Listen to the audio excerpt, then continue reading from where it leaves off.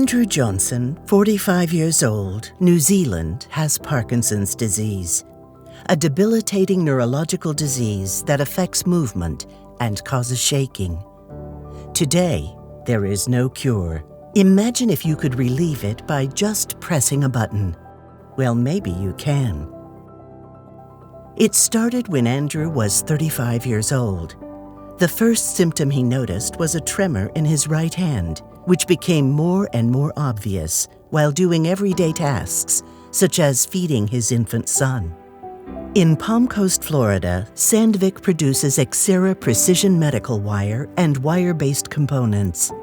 Most people think about motion disorders in diseases like Parkinson's disease, but there are also many other motion disorders such as dystonia, epilepsy, people that can't control their body functions because there are some mixed signals in the brain.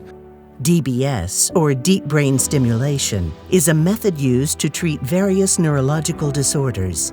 In Andrew's case, that's Parkinson's disease.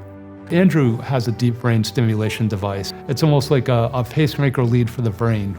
So what these devices do is they're doing stimulation inside your brain so that it can reduce those tremors. The pacemaker part of it is actually implanted under your chest.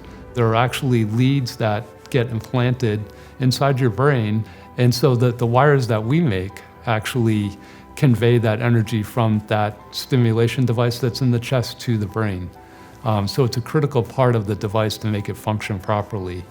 This has to be a device that can withstand some motion, while people are moving around.